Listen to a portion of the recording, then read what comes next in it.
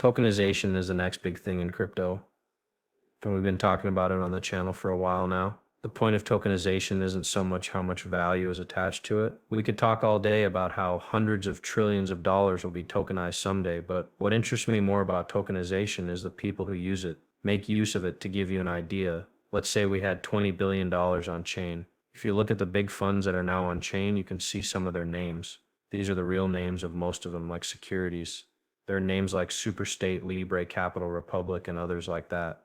Behind all of these names are well-known people like Hamilton Lane, BlackRock, CK, and John Franklin Templeton. Crazy. How many names are behind this spot? Because around 2020 or 2021, we were talking about institutional players and how crypto would be where all the money is and how the big players would jump into it in a big way. Suddenly, starting around 2022 and going up to now, we've seen that come true at some point. During that whole time, a lot of people said there was no way the big banks would wait years to join the crypto revolution. They said that blockchain is something the big banks don't want to deal with because it scares them or something. Now, the biggest banks in the world like HSBC, Bank of America, Citi, and JP Morgan are all in on crypto. I was a little off with my schedule, so I thought it would take a little longer, but things are moving faster than I thought. It looks like things are moving much faster than we thought possible. And yes, we love seeing this.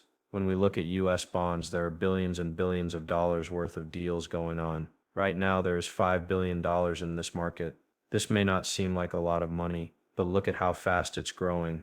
This is getting bigger and bigger as a part of the tokenized crypto market, which is sped up by companies like Franklin Templeton and BlackRock through Securitize. As I said before, Anando is a big player in this. And in this case too, there are wisdom trees and there are some big names among them. We also bring this up because tokenization is still becoming a much bigger piece of the puzzle. There may even be new stories about tokenization in general which would show that this is becoming a much bigger deal. Franklin Templeton is still growing. Goldman Sachs is ready and CM was born. Commercial Bank of Dubai recently said that government agencies are now linking the real estate register with the tokenization of properties. We saw last week that they were planning a $16 billion tokenization project, so we knew that Dubai was serious about this. The DTCC also just showed off a tool for tokenized. You can see that this is a big deal on Wall Street. Every year they trade $3 quadrillion worth of stocks. But I'm bringing this up because the SEC just announced 4 more crypto rounds, which we already knew about. They will start on October 11th, and the first one will just change the rules for collateral and crypto push. On April 25th, we will talk about rules for crypto trade, but first we will talk about crypto custody, because as we all know, custody is the first step in everything. On May 12th, we will tokenize assets that move on the chain, which is what usually happens on June 6th.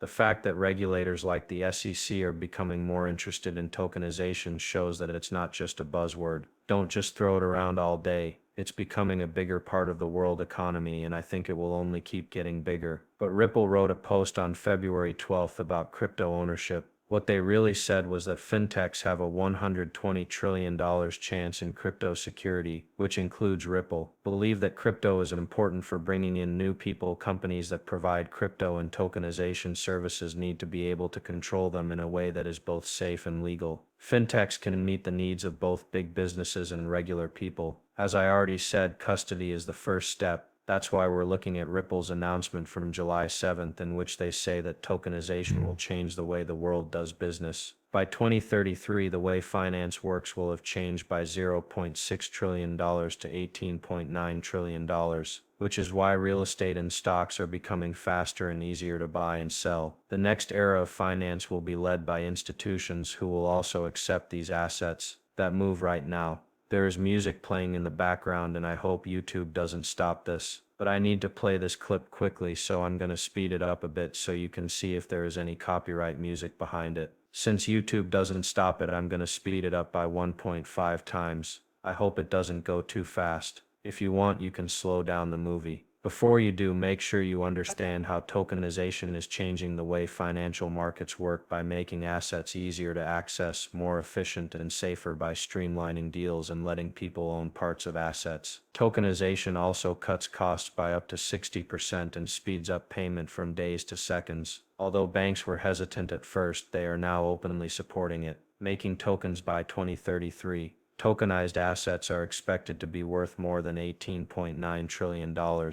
If they keep growing at this rate, tokenization will become standard in the banking industry as more people use it. This is because network effects make it more efficient and clear rules make it easy for everyone to use. The next big thing in the history of money is happening right now. It's called tokenization, and it's the next big thing in this field. I completely agree with this. If we look at what's going on with stable coins, we can see that they are a big deal for fiat currency. This is the step that's being taken right now. It's putting fiat money on the blockchain to change the foreign exchange market and the cross-word payback market. This is happening thanks to ROSD and players like Ripple. On top of that, we think about what Ripple employees have said, like Reese Merrick, who said that the tokenization tipping point is getting close. He asked how tokenization is changing finance in a big way. Tokenization technology changes financial assets into programmable, interoperable tools that can be used for 24/7 transactions, fractional ownership, and automatic compliance. Mark Sempita also said that a new global effort, mostly led by the biggest financial players, is fundamentally changing finance. Tokenization technology changes financial assets into tools that can be programmed to work with each other and allow 24/7 deals.